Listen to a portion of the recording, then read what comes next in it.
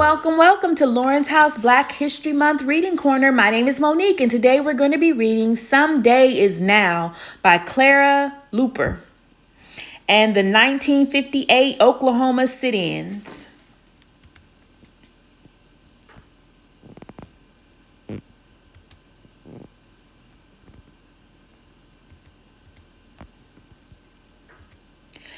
In the 1930s, when Clara Luper was a little girl, her father promised that someday he would take her to the zoos and parks when white people were there and to restaurants where they could sit down and have dinner like any other American.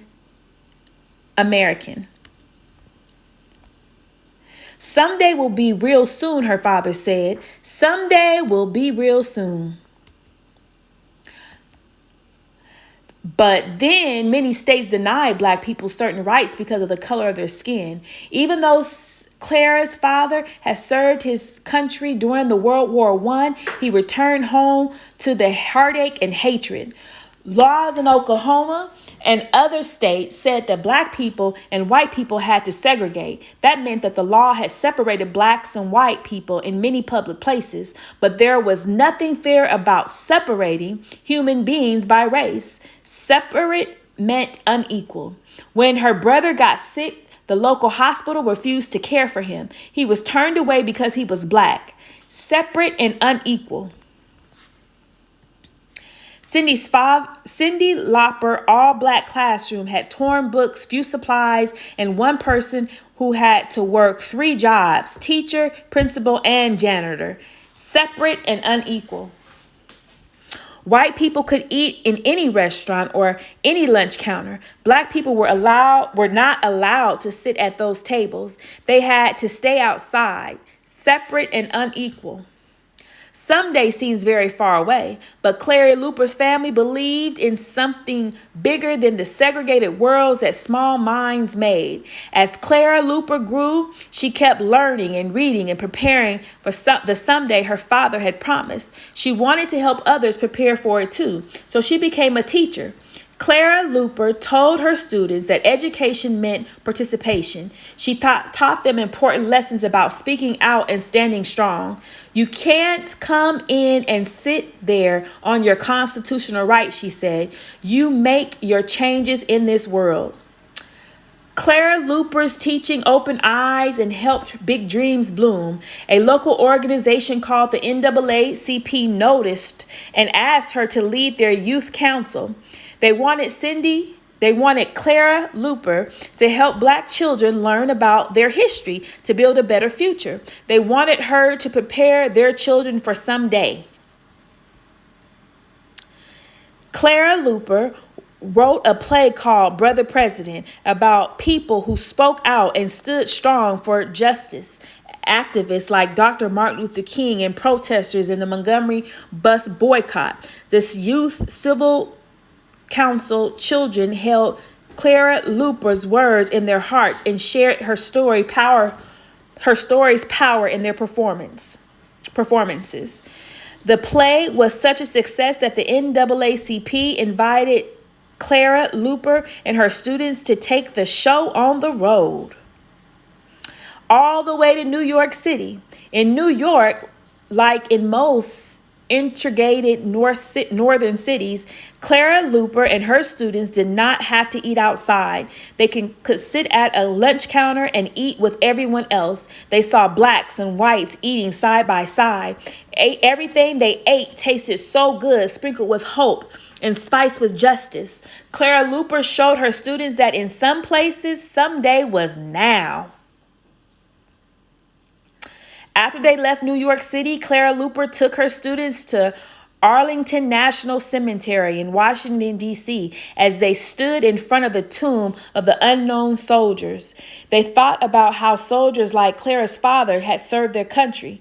All of these people died for our freedom, said one girl. We need to really get busy and do something for our country. The children wanted to participate in the American story.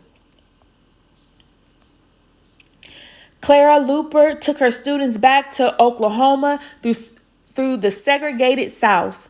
They rode the bus through Tennessee and Arkansas and many other states where segregation was the law. They passed the white-only signs. They ate outside, separated and unequal once again. But now the students knew what it was like to sit down at lunch counters like white children did every day. They had tasted a little freedom.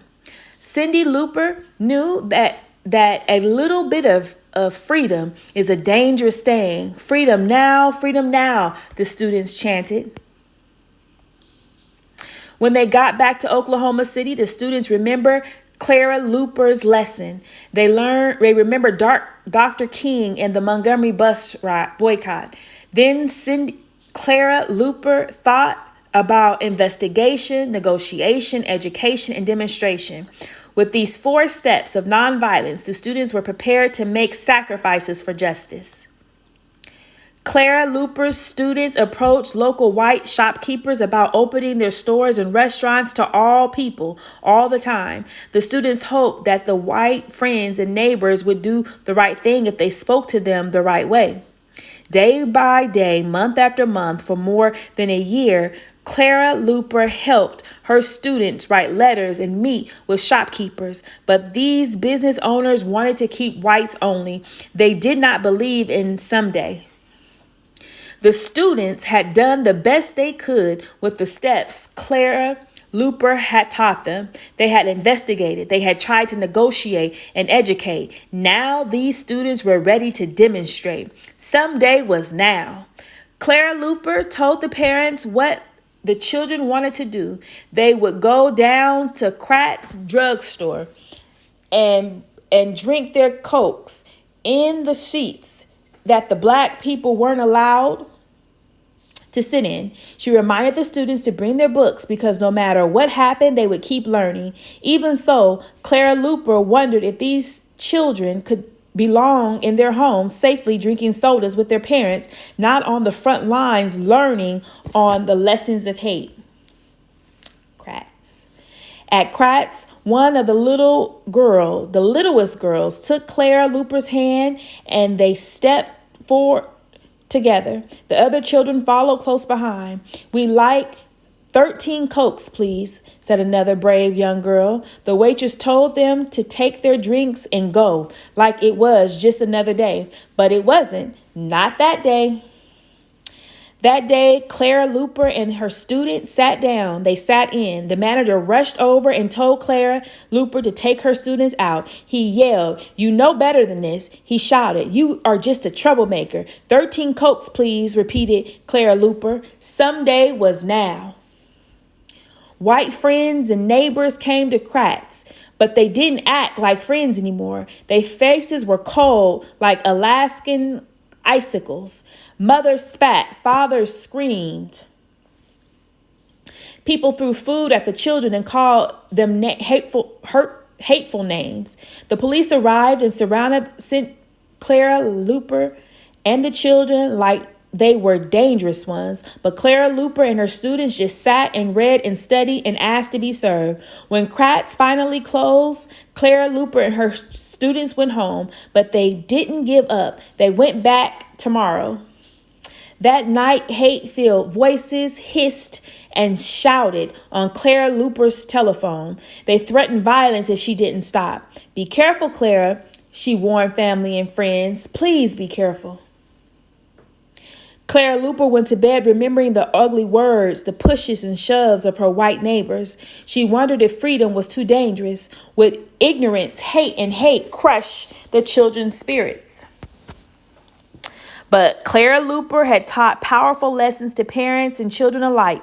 She taught them to believe, to make the changes they wanted to see. And the next day, her students came back with friends enough to fill almost every seat. Someday was now.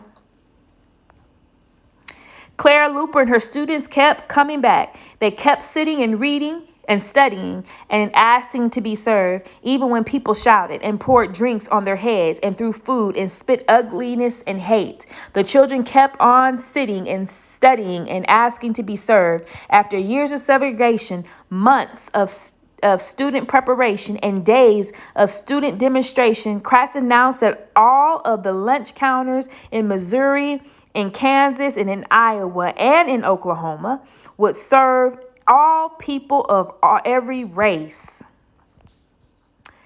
Clara Luper had taught her students that they could stand and stand strong even when sitting, and when that special day came, that day when they could sit down in cracks and have the first burger and Coke right there inside. It tasted so good. It tasted like hope and power and liberty and justice for all. They ate and drank and talked and laughed and read and studied and dreamed, and then they prepared for the next segregated store. Someday was now. All right, about Clara Luper. She had a nonviolent protest. The end. Thank you so much for joining us in Lauren's House Reading Corner. We'll see you next week.